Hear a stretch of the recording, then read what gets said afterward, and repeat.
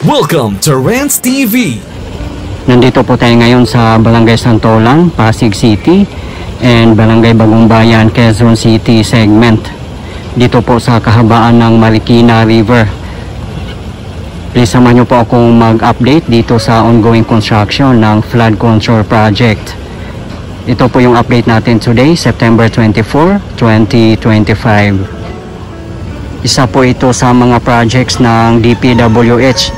Ang kagandahan lang po dito ay ang contractors ay mga Japanese construction firms. Funded po ito ng JICA or Japan International Cooperation Agency.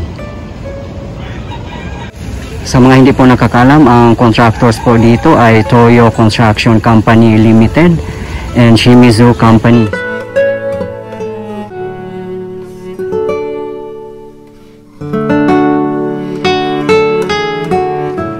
Yan po sa tapat natin ay Eastwood in Quezon City. Dito po tayo ngayon sa side ng Barangay Santolan, Pasig City.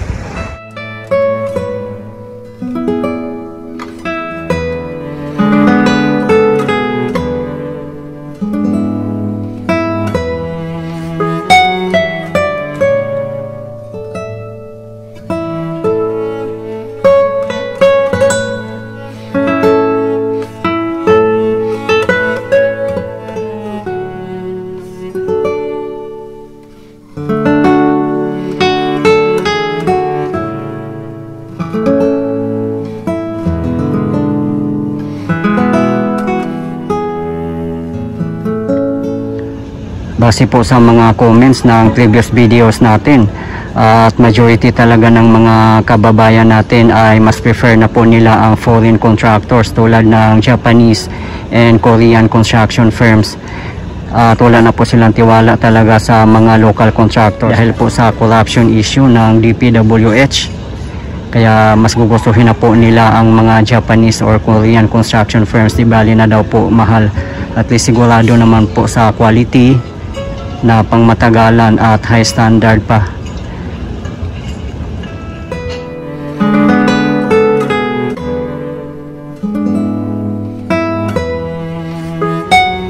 Kung titingnan po natin dito sa ating side, ang river walk dito ay 3 layer po.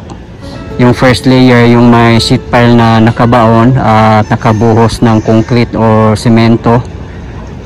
Yan, sa bandang taas niya ay river walk po yan. Then pader, yan sa likod ng pader merong 2 layer na river walk or walkways. Then meron ding naka-slope. Yung pader naman po na yan, siguro nasa 20 feet din po ang taas niyan. Makikita po talaga natin dito na tad-tad ng bakal. At masasabi po talaga natin na high quality siya kasi base sa mga mapapanood po natin sa social media o sa mga TV na substandard po ang gawa nila, walang mga bakal. At dito talagang tad-tad ng bakal. At yung sheet pile pa na ginamit nila dito ay meron pang I-beam at nakabaon sa napakalalim. Nasa 18 meters po ang haba.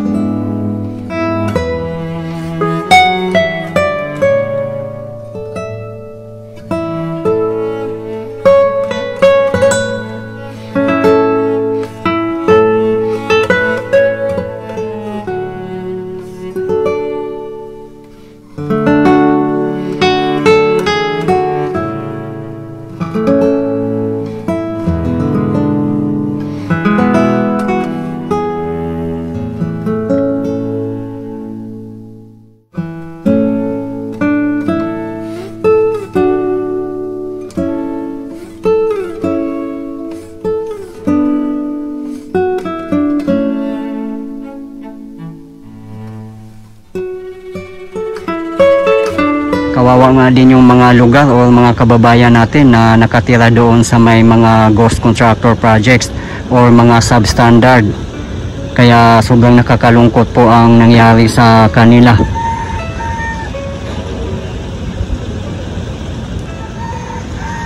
Sa mga gusto mapanood ang iba ko pang updates dito sa flood control project sa kahabaan ng Marikina River, nasa aking previous videos lang po.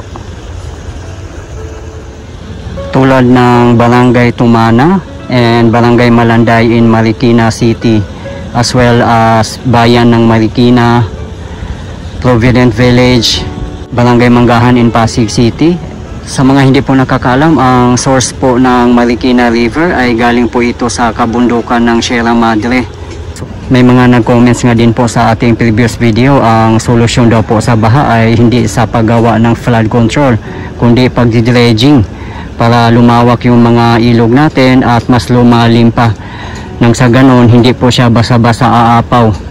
Kasi nga daw po yung kabundukan ng Sierra Madre ay kalbo na raw po. Kaya nagkaroon na po ng soil erosion. Dito naman sa kahabaan ng Marikina River, makikita po talaga natin na full blast ang construction dito. At napanood nyo naman po sa aking previous video na talagang full blast po sila. Kahit Japanese construction firms po ang contractor dito, yung mga workers naman po ay mga Filipino. At believe nga din po yung mga kababayan natin kasi yung mga workers nila ay naka-uniform po talaga at kumpleto yung safety gears para din po sa kanilang kaligtasan. Dati dito ang dami talagang mga nakatira. Dito naman sa giniba na yung mga barong-barong dito. Pinapaalis na siguro sila dito. Dami talagang nakatira dito na side kaya mas maganda na matapos na yung flood control dito para maibsan na rin po ang kanilang pangamba at para na rin po sa kanilang safety. Diyan lang po sa bandang baba natin ang Manggahan Floodway in Pasig City.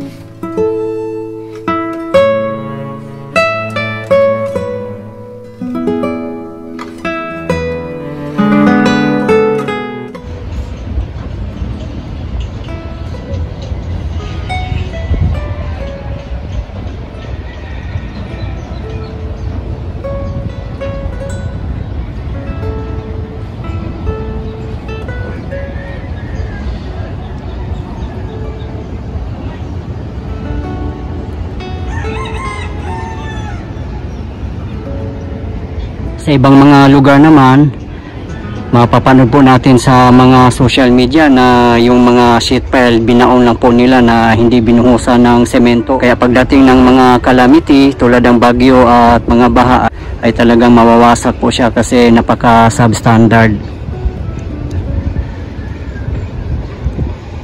Pero dito talagang makikita natin na napakatibay niya.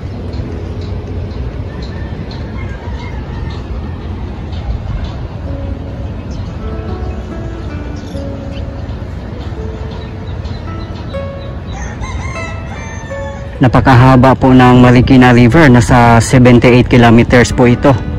Ang pinaka-ending po nito ay sa Manila Bay.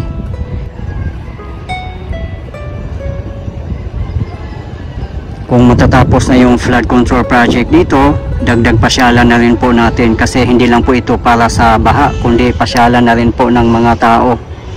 Magkakaroon po ito ng river walk, bike lanes, park at iba pa.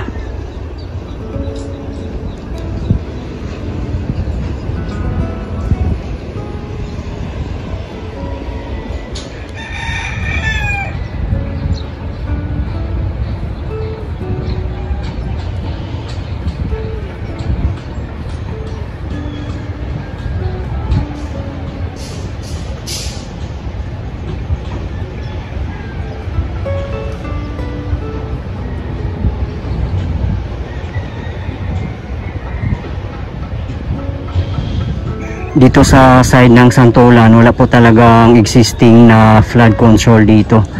Makikita naman po natin dito na puro lupa lang po siya at mababa lang po ang level niya. Kaya madali lang po talaga silang bahain dito na side.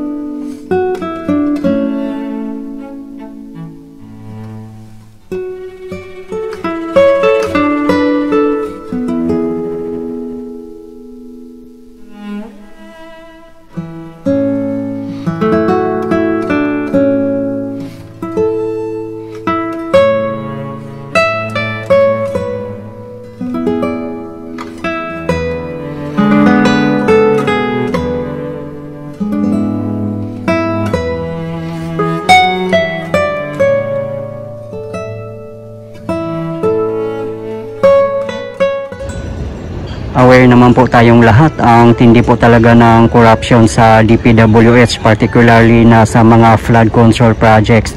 Hindi lang po dito sa Metro Manila kundi sa buong Pilipinas. At sana nga po matigil na po talaga yung corruption nang sa ganun po makaahon po tayo sa kahirapan at matuldukan na po ang corruption issues. Yun naman po nakikita natin na mga matataas na building, yan po ay Circulo Verde.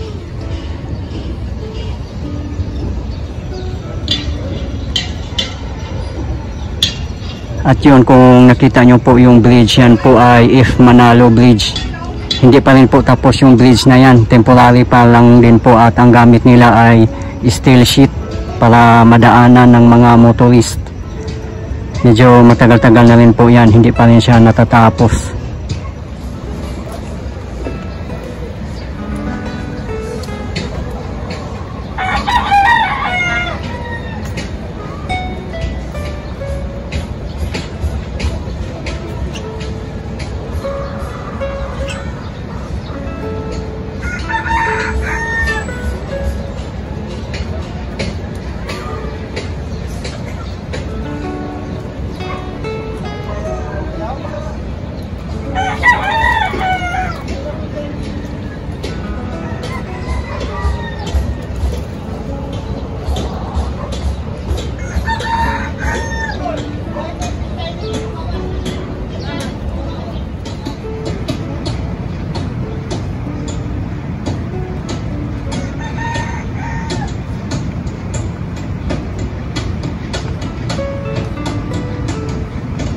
Kahit doon sa tapat natin, yung dike na ginagawa po nila ay tad-tad po ng mga bakal. At yung sheet pile din po ang gamit nila, same din po dito sa side natin na may kasamang I-beam.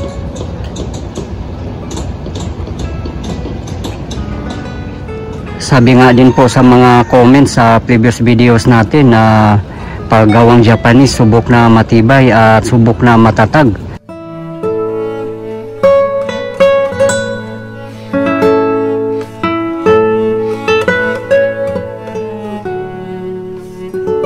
Dito po ililipat yung mga affected families na nakatira dito po sa Riverside.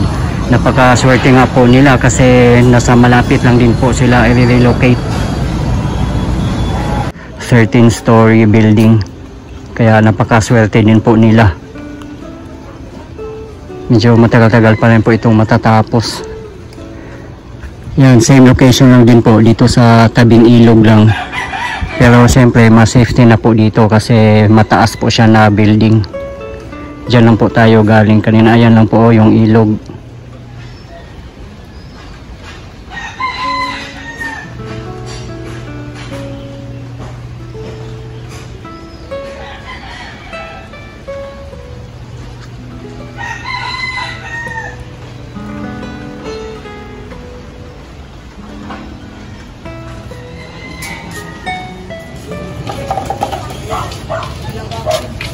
(13-story, 336 units with loft MRB housing).